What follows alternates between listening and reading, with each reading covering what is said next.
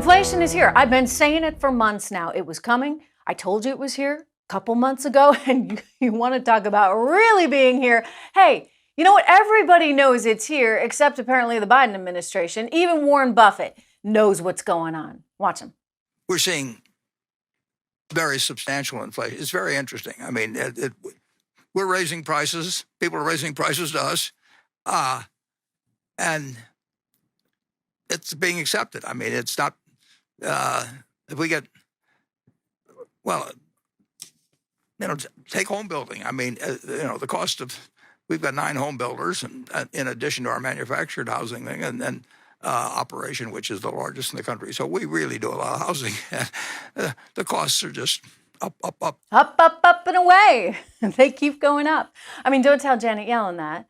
Right, Janet Yellen's like, oh, we don't need to worry about any inflation. I mean, Jerome Powell still seems to think inflation is not here, and he'd actually welcome some there at the Federal Reserve. But the reality is, if you keep printing money like our government is doing, like our Federal Reserve is doing, then at some point you're going to have this effect on things. Prices are going to go up. And you know what? Once they start going up, it's a very hard thing to control, as Paul Volcker learned real well, right? Remember back during the Volcker years where he had to keep on upping interest rates in order to tame that inflation, courtesy of Jimmy Carter?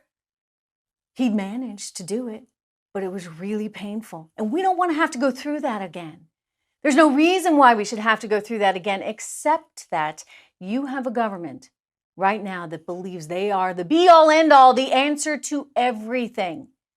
They want to control all the spending in this economy. They want to control how you get paid, how much you get paid, how much you're taxed, all of it in a way that is not helpful, that doesn't actually contribute to our economy to make it grow bigger and bigger. They don't care about growth. They don't care how big or how small the economy is. Actually, they prefer small.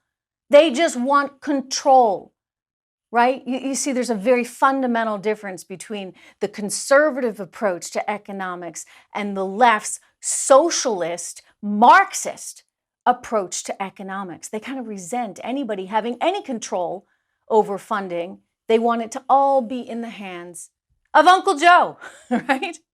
Well, it's resulting in massive inflation, but there's a little silver lining. I've been telling everybody for a while to buy cryptos, to look really hard at cryptos. Bitcoin I like.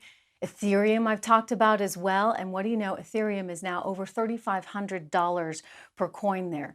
And one of the exciting things about Ethereum is that it's really capturing this NFT technology, which I believe is here to stay, is actually very usable, right?